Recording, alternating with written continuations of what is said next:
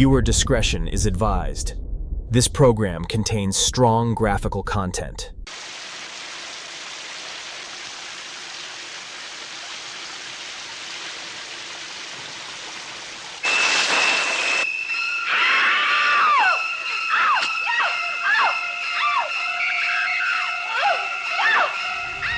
What's up, Vault Dwellers? Dan here. You know, before Jason took Manhattan, and before Freddy weaponized your dreams, slashers, they were still trying to figure themselves out. And welcome to part 1 of a 3-part journey through slasher insanity. We're gonna start with the early days, where the killers, they weren't masked yet, but they were definitely a bit weird. This episode covers the founding fathers and freaks of the genre. You know, from the slow burn revenge tales, to the Italian murder ballets, to one of the most horrifying sorority Christmases ever filmed. Part 2, we're gonna hit the 80s heyday, when every holiday got a body count. And then part 3, that's where it all gets meta, messy, and millennial. So sharpen your kitchen knives, lock the cellar door, because we're gonna start slicing into the proto-slasher years now.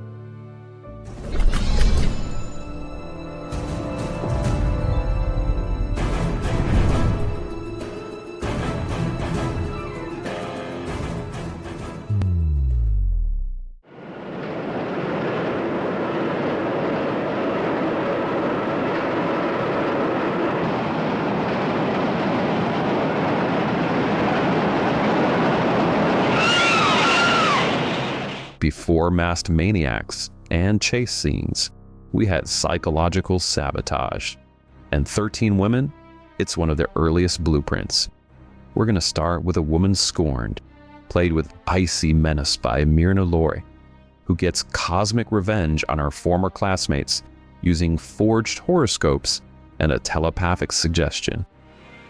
Don't look at me like that. Yeah. That's right. It's like Mean Girls if Regina George dabbled in mysticism and some subtle homicide. What makes it proto-slasher, it's not the blood, it's the structure. One by one, these victims fall, each incident just a little bit more accidental than the last. It's the original Kill List movie. Decades before Final Destination turned death into a logistical problem. Pre-code Hollywood, it let this flick get surprisingly grim. We have suicide, murder, hypnotism. I mean, it's all here, just whispered instead of screamed. And while it does lack gore, it makes it up in cold-blooded escalation. You can practically hear future slasher writers just taking their notes. Isolate the victim, add a vendetta, then just watch the dominoes fall. I can't stand any more of this.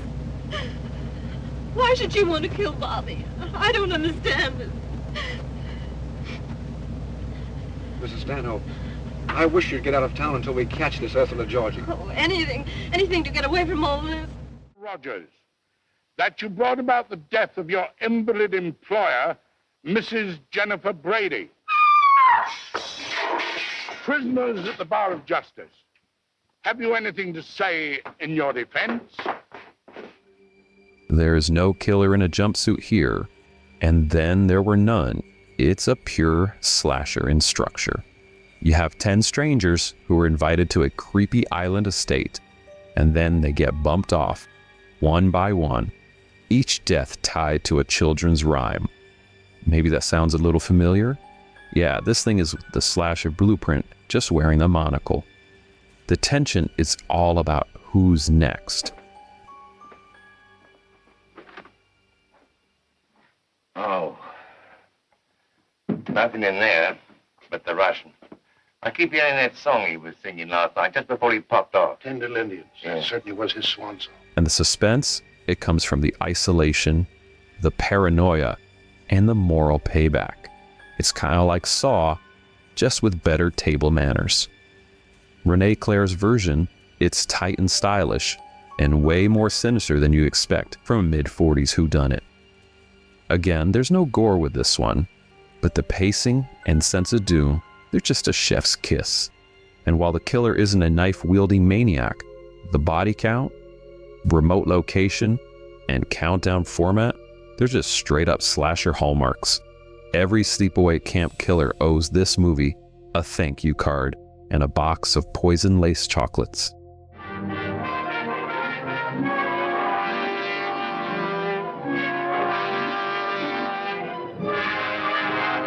I get it.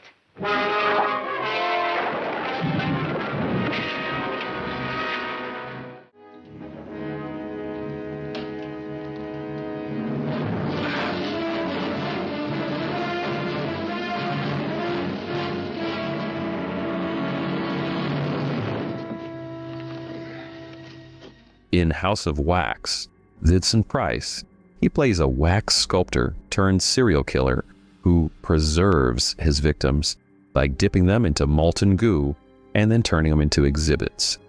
It's murder as museum piece, and yeah, it's as creepy as it sounds. This one's just dripping with slasher DNA. You've got a disfigured killer, elaborate kill setups, a final girl, and one heck of a secret lair.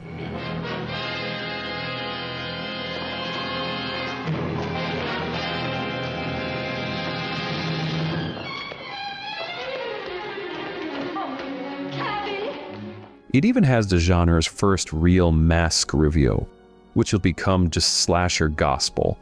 Plus, this was shot in 3D, which in 1953, they meant like paddle balls flying at your face between acts of slow burn horror. Datoff directed it despite being blind in one eye. He couldn't even see the 3D, but that didn't stop him from building atmosphere thicker than melted wax. Vincent Price's performance? It's just unhinged brilliance. I mean, you could draw a direct line from this to half the killers in the 1980s. Everything I ever loved has been taken away from me. Not you, my Marie Antoinette, for I will give you eternal life.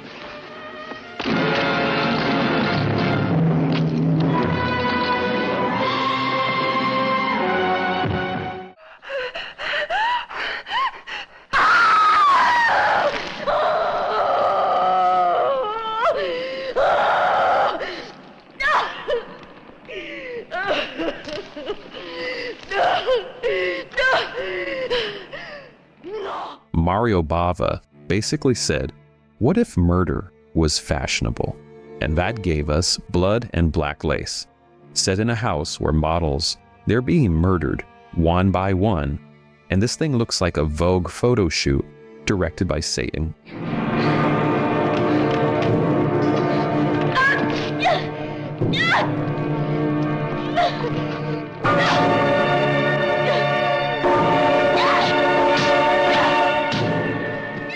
There's a black-gloved killer, a diary that everyone wants, a mannequin room that would just give Guillermo del Toro nightmares. I mean, this isn't just a slasher precursor. It's a stylistic prototype for the whole giallo movement and beyond. Bava turned colored lighting and shadows into weapons. The kills are choreographed like dance numbers, and while the plot's a soap opera wrapped in a mystery, the vibe is just unmatched. If Argento built a murder cathedral, Bava drew the blueprints in blood and neon. Anyone who says slashers aren't cinematic has clearly never watched a fashion model get strangled in slow motion under fuchsia gels.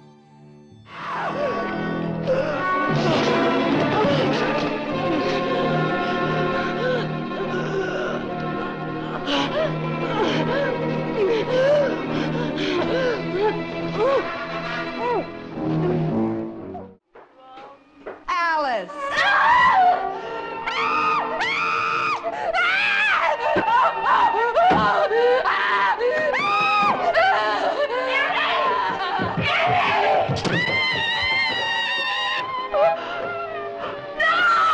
Alice, sweet Alice. It's what happens when you take some Catholic guilt, sibling rivalry, and some seriously unhinged New Jersey energy and just swirl them into a murder mystery.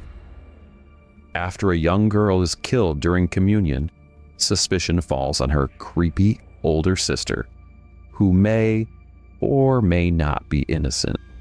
This isn't a slasher in the traditional sense, but it sure as hell feels like one. You've got a masked figure, some stalking, some very brutal kills.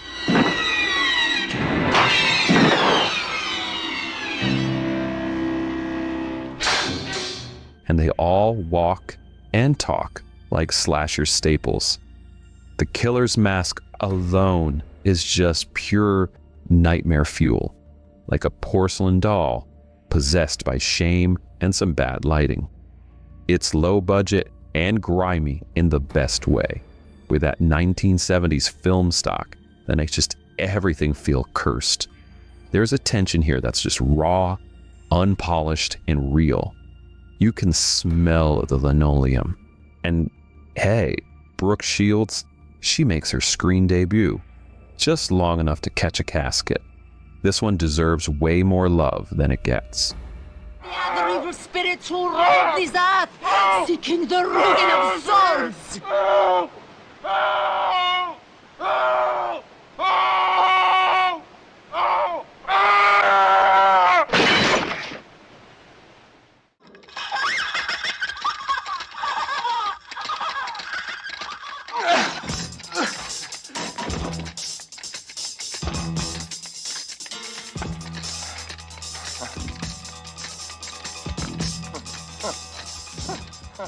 Okay, now we're talking.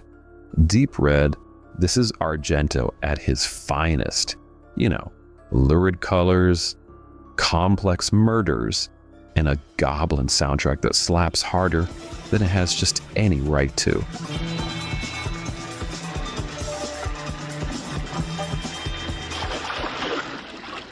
The story follows a pianist who witnesses a psychic's murder and gets pulled into a razor-sharp spiral of clues, dolls, and some broken glass. It's a slasher with an art degree. Argento isn't just making you scared, he's kind of showing off here. Every shot is composed just like a painting, and every murder staged like a twisted opera. It's the thinking man's slasher, with some decapitations. This one paved the way for Carpenter, Craven, and just anyone else who wanted to pair violence with some style. And Goblin's prog rock score, it basically invented the horror soundtrack mixtape. Deep Red is just beautiful. It's brutal and proof that sometimes the scares thing, it's not just the killer. It's how much fun the director was having.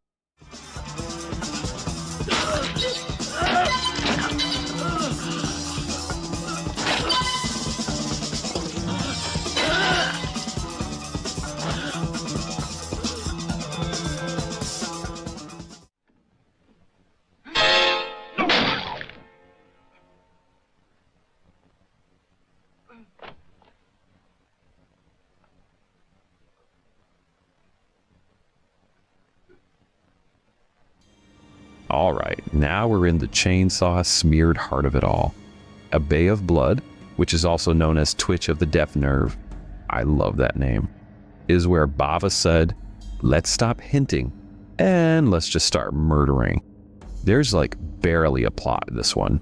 It's something about inheritance and some real estate squabbles, but the real point of this one, it's the kill count. 13.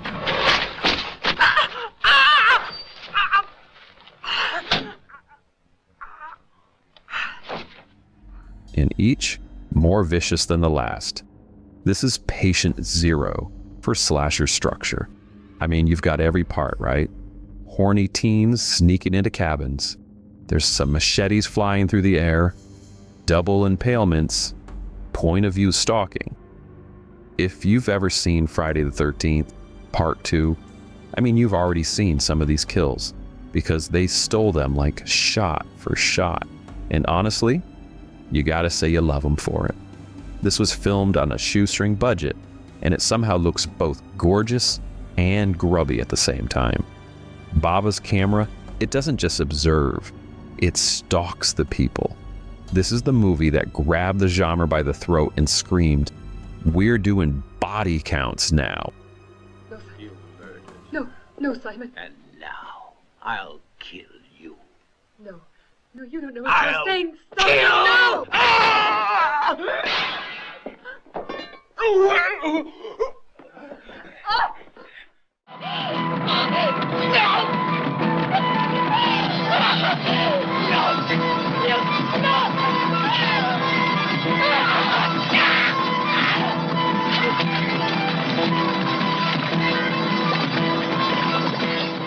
If Bava kicked the door open, Martino, he just strutted in with torso. It's a giallo slasher hybrid that trades mystery for some mayhem. You have a psycho who's targeting college girls, and the red and black scarf he leaves behind. It's the creepiest fashion statement since skin suit. Once the killer hits his stride, this becomes a proto-final girl villa siege. You have a group of women who hide out in a remote villa until, surprise, the killer's already there, and he's just butchering them one by one, while the last survivor, she plays dead.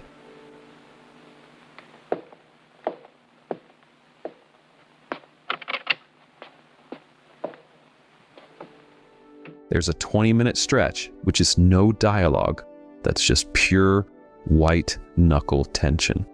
Just footsteps, locked doors, and one terrified woman tried to stay silent. It's a final girl scenario before we even had a name for it. And Martino, he just directs the hell out of it.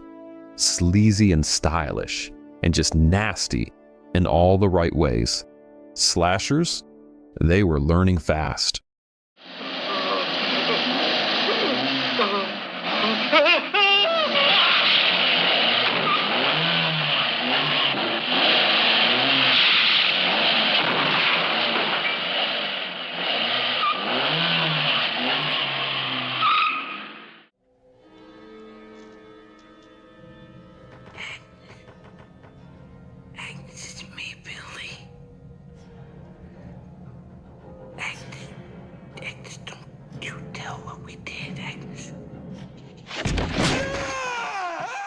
Before Carpenter gave us The Shape, Bob Clark gave us Billy, which is possibly the first true slasher psycho to terrorize a bunch of college girls with some heavy breathing and an obscene phone call or two. Why are you doing this?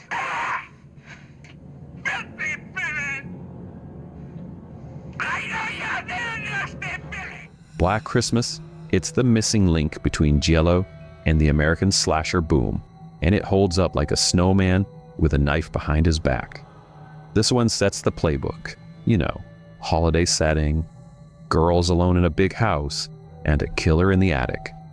Oh, and by the way, this killer never gets caught. It's all just dread and ambiguity, with some truly nasty deaths. You know, like the unicorn statue kill. Yeesh.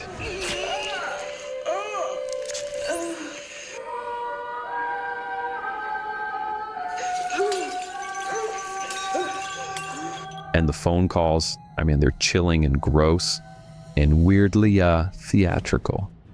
And here's a fun fact for you. Bob Clark, the director, he later directed A Christmas Story. Yeah, that's right.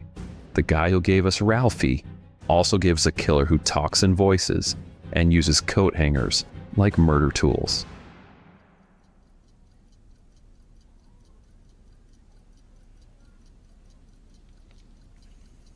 Who is that?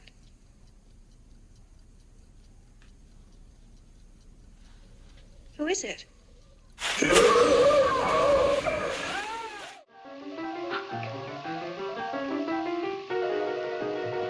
Look now. Take it away. Take it away.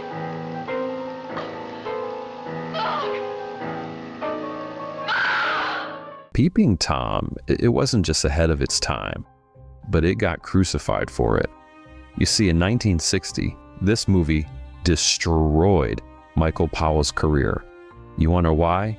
Because it dared to put the audience in the killer's shoes, literally.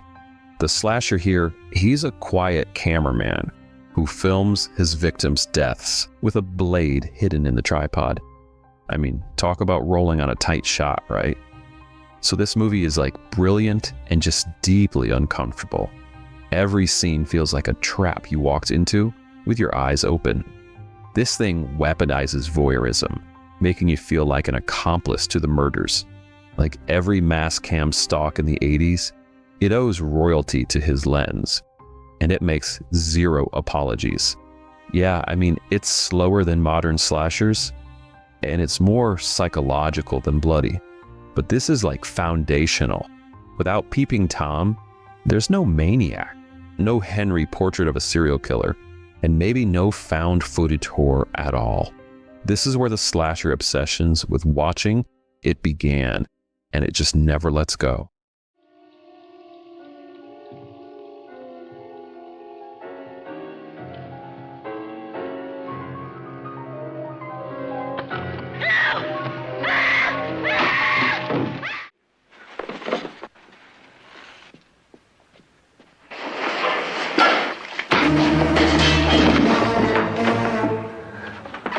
I mean, obviously, you already know the scene. Everyone does. But Psycho, it isn't just about that shower scene. It's the movie that turned a motel and a mama's boy into horror royalty. Norman Bates redefined the killer next door. No mask, no machete, just a soft voice, some stuffed birds, and a suitcase full of red flags. Hitchcock toyed with the audience like a cat with yarn, killing the lead 40 minutes in. I mean, bold, right? Shooting it like a crime thriller, then flipping it into full-blown horror. Absolute genius. Bernard Herrmann's screeching violins became the sound of murder.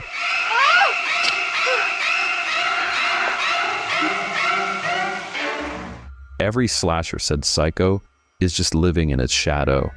The point of view shots, the twisted parental baggage, the isolated settings. This is the Rosetta Stone of slasher cinema. Without Norman, there's no Michael, no Ghostface, and no Billy in the attic.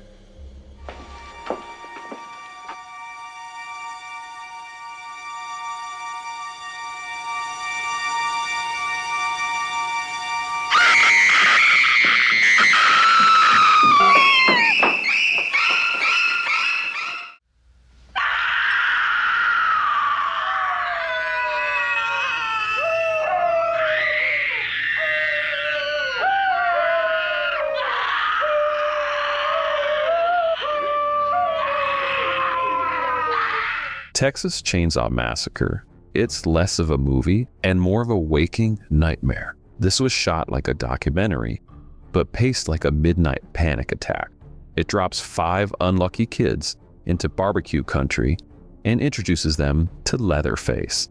He's the apron-wearing, chainsaw-swinging butcher boy from next door. There's barely any blood, but it doesn't matter. The sound design alone will fry your brain.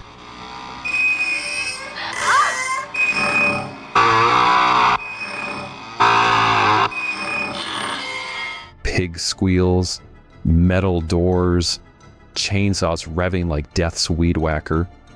Hooper made this with grit, sweat, and barely enough gas to get home. It's not just the proto-slasher. It's the blueprint for American terror. The mask, the family of killers, and the helpless screaming. Texas Chainsaw is where slashers learn how to punch you in the face and not apologize for it.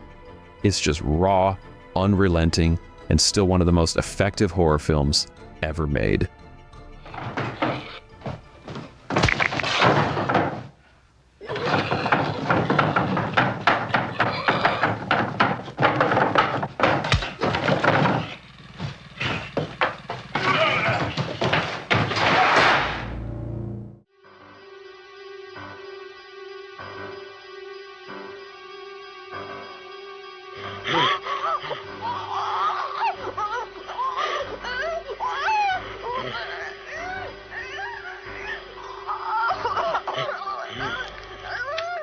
This is it. This is the moment slashers were born, fully formed. Halloween, it's the franchise starter, the babysitter killer, and the perfect stalk and slash machine. Michael Myers, also known as The Shape, he doesn't speak, he doesn't run, and he sure as doesn't even blink. But somehow, that makes him scarier than like every killer that came before. Carpenter shot this for pocket change and still delivered pure cinematic terror. The synth score, it's iconic, and the way the camera moves, it's so haunting. And of course, Jamie Lee Curtis, she's the blueprint for every final girl.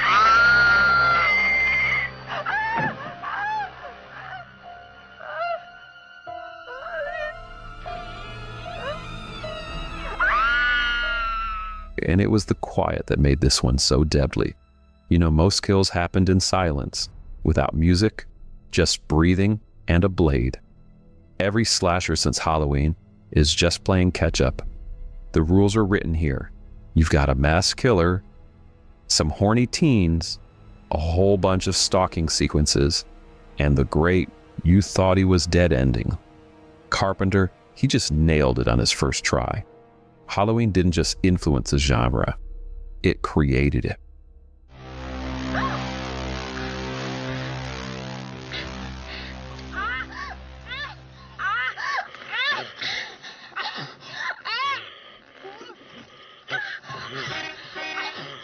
That's the bloody roots of the slasher cinema.